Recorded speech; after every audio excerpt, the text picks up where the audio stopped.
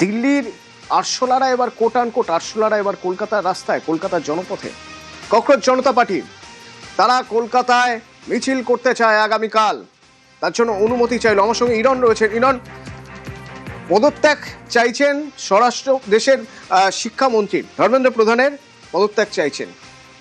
কেন্দ্রীয় সরকারের বিরুদ্ধে তাদের মুভমেন্ট দিল্লির রাজপথে, আমরা দেখছি সেই মুভমেন্ট রাজধানীর রাজপথে। কলকাতায় কেন এই মুভমেন্ট, কি বলছেন? একদমই দেখো, কলকাতার যে ককরোচ জনতা পার্টি যারা ইতিমধ্যেই পুলিশের কাছে আবেদন করেছেন, তাদের দাবি তারা ককরোচ জনতা পার্টির তারা সদস্য এবং তারা কলকাতার সংগঠনটা দেখাশোনা করেন এবং তারা আগামীকাল একটি মিছিল করতে চেয়েছেন এবং সোনাম ওয়াংচুর যে অনশন কর্মসূচি তার সমর্থনে এবং নেটের যে প্রশ্নকার জানিয়ে দিল্লিতে ইতিমধ্যে আন্দোলন হয়েছে তার সমর্থনে তারা একটি মিছিল করতে চান। মিছিল করতে চেয়ে পুলিশের কাছে যে অনুমতি চাওয়া হয়েছে এবং তাতে যেটা বলা হয়েছে, আগামীকাল 4টে থেকে কলেজ স্ট্রিট থেকে রানী রাসমণি এভিনিউ সেই পর্যন্ত মিছিল তারা করবেন এবং মিছিলে সর্বোচ্চ 1500 লোক তারা থাকবে এবং পাশাপাশি 2টি গাড়ি ব্যবহার করতে চান।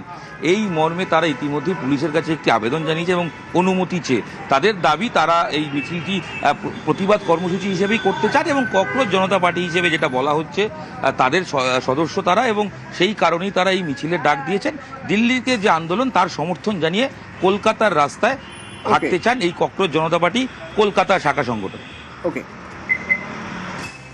দিল্লিতে যে রাষ্ট্রীয় সন্ত্রাস চলছে, যে কুৎসিত সন্ত্রাস চলছে, ছাত্র এবং নতুন প্রজন্মদের কণ্ঠরোধ করা হচ্ছে, তাদের উপর যে পদ্ধতিতে বিজেপির পুলিশ এবং গুন্ডারা হামলা করেছে, যেসব ছবি আসছে মারাত্মক। তো সেখানে যদি ককরোচ জনতা পার্টি কলকাতায় মিছিল করবে বলে ছাত্র যুবরা যদি অনুমতি চান, 100% অনুমতি দেওয়া উচিত। কেন অনুমতি দেবেন না?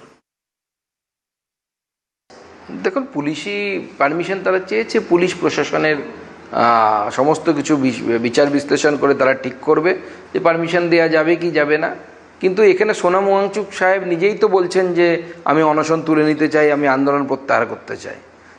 তাদের এরা যে কারা, এই সিজেপির নামে কারা করছে, অতিবাম বাম নকশাল, এরা সিজেপির জার্সি পরে নতুন রূপে আসার চেষ্টা করছে না? তো সেটা সবার আগে দেখা উচিত।